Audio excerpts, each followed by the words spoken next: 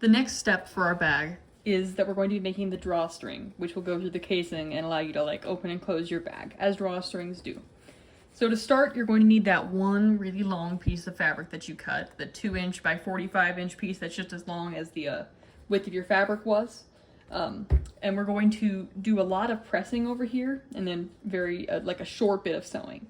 So to start with, I want you to fold over the ends of your fabric on the selvage edge. About a 1/2 inch. It can be less than that, but any more than that, it starts to get a little too much. And I'm gonna turn my iron heat up slightly because it's not quite hot enough.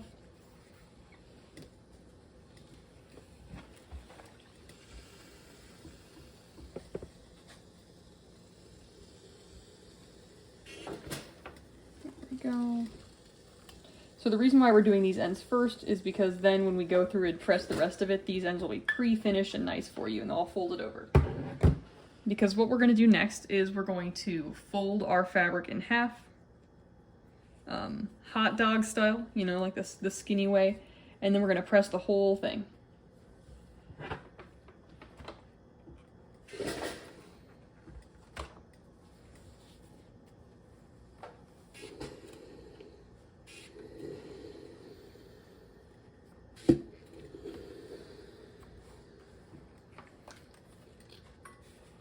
And you're gonna have to kind of scoot it along as you go because it's a longer piece.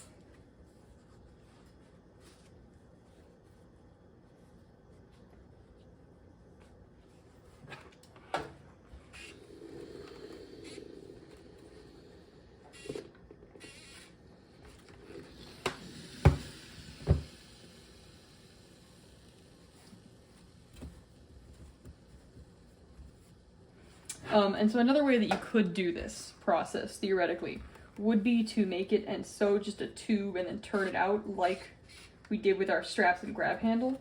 The only problem with this is that that's going to get really difficult with how narrow this is. Because once we've gotten to the very end and pressed our whole thing, which we're almost there, there we go.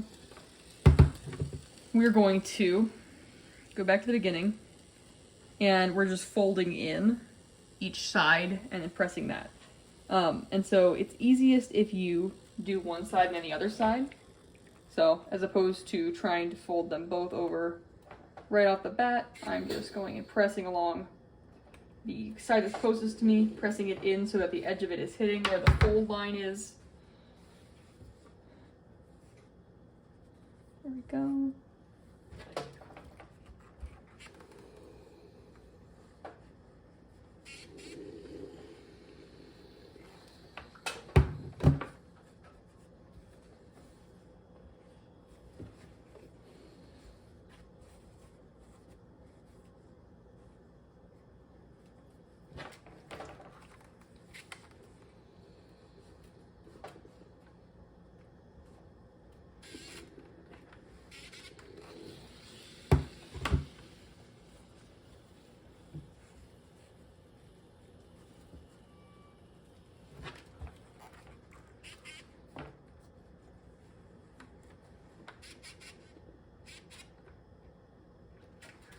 There we go. So now that I've got this side all pressed, you'll notice my fabric is being a little rebellious. But the good news is that I can still see the lines where I press. So once I get the last bit of this pressing done, I can realign it with where it needs to be and then pin it, which is what I'm going to do. But first, I'm going to fold over the second side.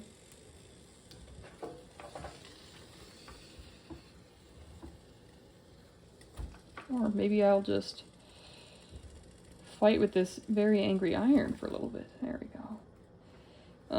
And I'm using both sides at this point. I'm just kind of trying to push them together. I'm making it so they line up nicely.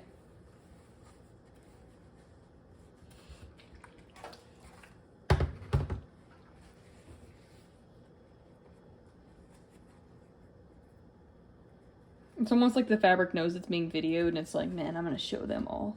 I'm gonna show them all who's boss. Let me tell you, this fabric is going to be a drawstring whether it likes it or not, so.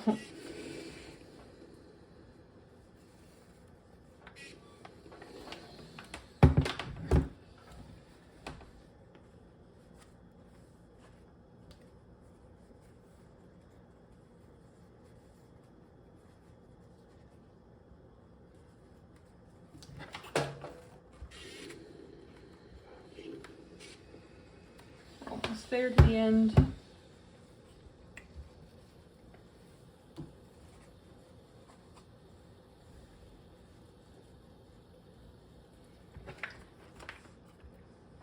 And like I said, mine's not holding itself down, but we're gonna work our way around that.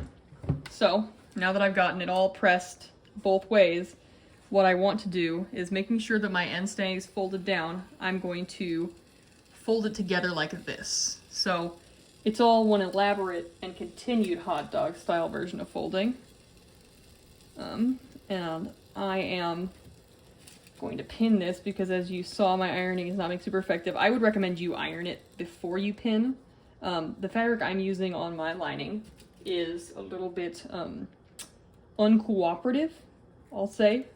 It was one of those things where I was like, okay, I'll use this to get it out of the way of the students. And I have a little bit of regret. No regrets. This bag is gonna be great. But so I'm just going down and pinning the long way. I'm tucking any like little stray fuzzies into what will be my drawstring. And you'll notice, like, as you're going, it would be really difficult to turn something this narrow. Just because, like, it's hard to even get a safety pin in there, let alone make it work through.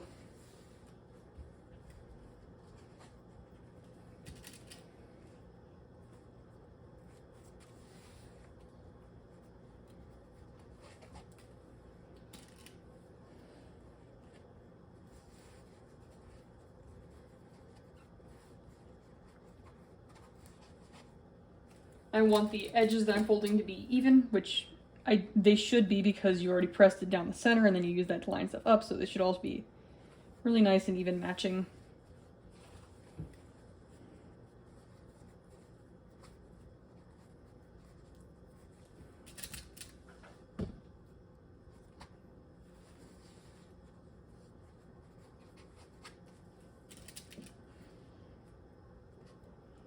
And you obviously, I hope by now you realize you can like pause and do this on your own. Instead of awkwardly watching me pin in silence for, has it been 5 minutes? Yeah. I feel like you guys have figured out how this works by now. That you can pause and skip and stuff. I mean, all my savvy YouTube subscribers surely know what's up.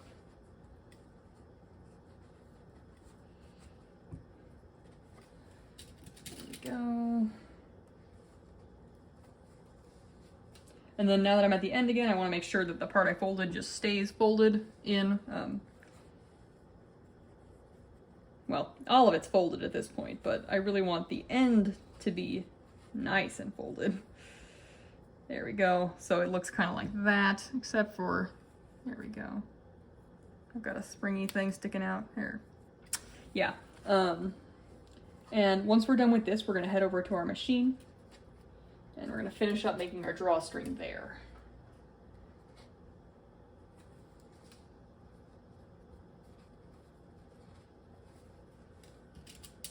Yeah. All right, so I've got my long pinned tube. Now I'm heading over to the machine. Over at my sewing machine, I've got my drawstring all pinned, and you'll also notice that I did change the color of thread in my machine. That's because I don't want like an accent red top stitch on my drawstring. I just want it to kind of blend in, so I'm just doing it in white.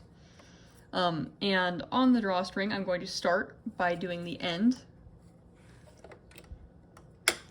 And I'm going to stitch and back stitch and then pivot.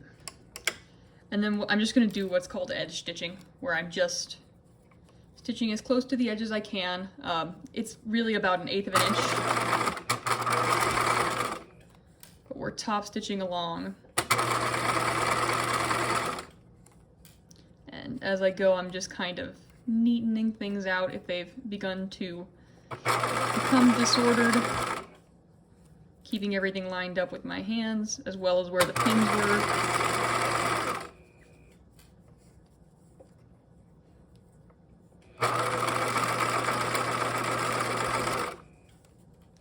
While edge stitching, I like to keep my fabric lined up in this little divot right there in the foot, where your thread goes.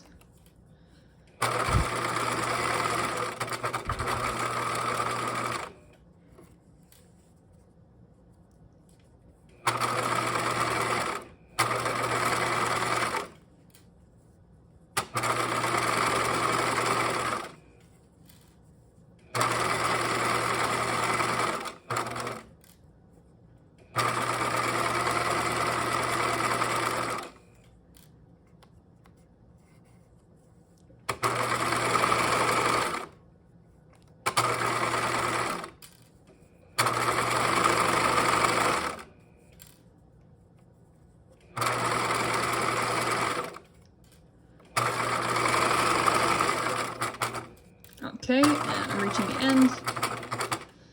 So I'm gonna pivot, back stitch, and that is it for my drawstring. So I've got this really long tube, and this is what it looks like. If you look closely at the stitching, it looks quite nice, and so this is what you'll need for your next step as well.